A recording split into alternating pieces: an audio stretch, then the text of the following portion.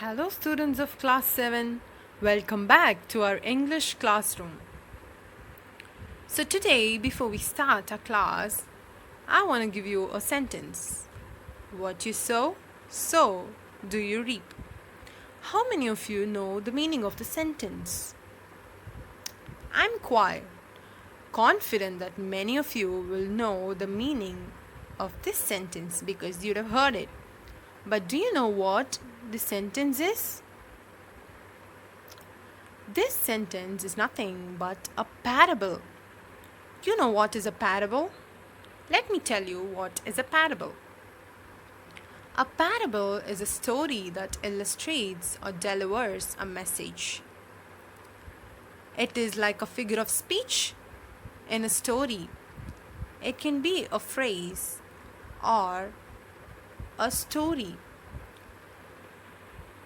Let me give you some examples. Parable of weeds. This is taken from the Bible. So, in this story, it says that we have to choose the right company. And the second one is The Boy Who Cried Wolf. It is a story where it tells us that we should never tell lies. The story also tells us about the consequence of telling lies. So the parable, The Boy Who Cried Wolf, was taken from the story. And all is vanity is just a phrase which tells us everything is fake. Finally, frog in a milk pail. This is also taken from a story which shows that we should never give up and that we should try till we succeed. So, most of the parables are taken from a story and they give us a meaning. So, in today's class, we are also going to look at a story that has a parable in it. So, the topic is a grain as big as a hen's egg. So, before we move on into the story, let's know about the author, Leo Tolstoy. Leo Tolstoy was born in 1828 and passed away in 1910. He wrote many novels, short stories, essays, and plays, and he was a Russian writer. During his childhood, he lost his parents, grandparents, and his guardian. And he grew up with his aunt to whom he wrote many letters. And that's how he started writing. And his major works were War and Peace and Anna Karenina. He also, in his old age, wrote about moral stories and religious stories. And such stories inspired many people, including Mahatma Gandhi ji. He also wrote about the major issues like education and the changes that must be brought in. And finally, when scholars looked at his work, they said that his work was not just some writing, but it was a piece of life that gave a lot of meaning. So let's move in quickly into the lesson. This was written by Leo Tolstoy in 1886. And this parable takes us back to a time when land and what it yielded was free for everyone. So this parable, a grain as big as a hen's egg, talks about whether we should be content with our own labor or we should look at others' produce. So This lesson puts forth a question at first, and it'll be resolved in the lesson. So let's move on to the lesson. One day, some children found in a ravine a thing shaped like a grain of a corn, with a groove down in the middle, but as large as a hen's egg. A traveler passing by saw the thing, bought it from the children for a penny, and taking it to town sold it to the king as a curiosity.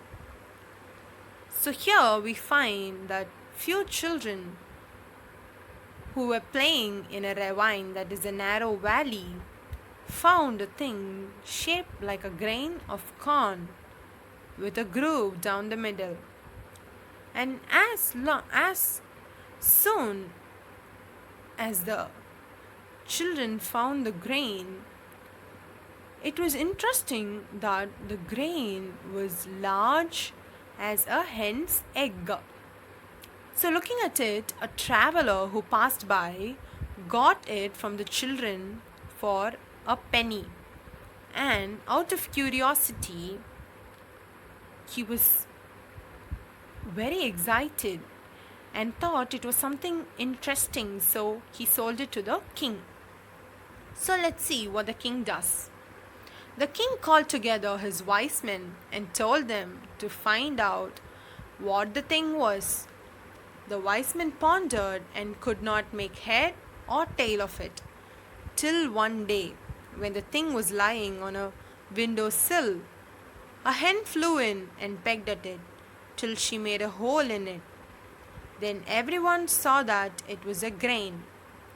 The wise men went to the king and said, "It is a grain of corn." So what happens here? The king calls his wise men, but even though they pondered, they could not understand. They thought and thought and thought, but they could not make head and tail. That is, they could understand nothing about the thing. But one day, when they saw a hen coming and pecking and making a hole in the thing, they came to know that it was nothing much, but it was just a grain of a corn. And the interesting thing is, it looked big as a hen's egg, but it was just a part of the grain. So they quickly go to the king and tell the king that it is nothing but a grain of a corn. So, what do you think would be the king's reaction? The king was surprised and ordered the learned men to find out when and where such corn had grown. The learned men pondered again and searched in their books, but could not find nothing about it. So they returned to the king and said, "We can give no answer. There is nothing about it in our books. You will have to ask the peasants. Perhaps some of them may have heard from their fathers when and where grain grew to such a size." So here we see that the king is surprised to know that it was just a grain of a corn because it was so huge.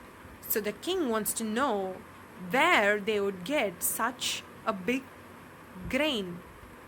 So he asked the wise men to find it, but when the wise men checks in their book, they find nothing. So finally they decided that they would ask the old peasants where such grain would grow. Peasants are basically agricultural laborer of low status. So they come from an agriculture background and they are of low status. So they are poor people basically. So let's see whether they find it. So the king gave orders that a very old peasant should be brought before him, and his servants found such a man and brought him to the king. Old and bent, ashy pale, and toothless, he just managed with the help of two crutches to totter into the king's presence. The king showed him the grain, but the old man could hardly see it. So, what happens here? The king orders his servants to go and get an old peasant, and the servants immediately they go and bring an old peasant. So the peasant is old and he's bent. He's ashy pale, that is light in color, and he's toothless. He doesn't have his teeth. He somehow manages to walk with the help of crutches, that is the long stick that they use to walk. He totters, that is he walks so unsteadily, but he uses the crutches and somehow comes to the king. But when the king shows him the grain, the old man is not able to see it because he's almost half blind because of his age. Let's see what happens. He took it, however, and felt it with his hands. The king questioned him, saying, "Can you tell us, old man, where such grain as this grew? Have you ever bought such corn or sown such in your fields?" So here, the wise man you see in the picture, right? He has two crutches under his arms. He somehow takes the seed, that is the grain, in his hands, and he feels it, but he is not knowing anything much about it. Even when the king asks him about the grain, let's see what answer he is giving. The old man was so deaf that he could hardly hear what the king said and only understood with great difficulty. So he is not hearing what the king says, but he somehow understands it. "No," he answered at last, "I never sowed nor reaped any like it in my field, nor did I ever buy any such. When we bought corn, the grains were always as small as they are now. But you might ask my father, he may have heard where such grain grew." So the old man somehow manages to answer the king that he has never seen such grain in his life. So he tells the king that the king might ask the old man's father about the grain. And he also tells that that old man might know this type of grain and where it grew. So let's move on. So the king sent for the old man's father. He was found and brought before the king. He came walking with one crutch. The king showed him the grain, and the old peasant, who was still able to see, took a good look at it. And the king asked him, "Can you not tell us, old man, where corn like this used to grow? Have you ever brought any like it or sown any in your fields?" So here the king asked the old man, that is the father of the old man who came before, whether he has seen any such thing. The old man comes with a crutch, one crutch, and he tells, when he is asked of the king that whether he has grown any such thing, the old man is looking at the grain very keenly. This old man is able to see properly, and so he's examining it. Though the old man was rather hard of hearing, he could still hear better than his son had done. So here we also get to know that the old man was able to hear better than the old man who came previously, that is his son. Let's see his reply. No, he said, I never sowed nor reaped any grain like this in my field. As to buying, I never bought any, for in my time money was not yet in use. Everyone grew his own corn, and when there was any need, we shared with one another. I do not know where corn like this grew. Ours was larger and yielded more flour than present day grain, but I never saw any like this. I have, however, heard my father say that in his time the grain grew larger and yielded more flour than ours. You had better ask him.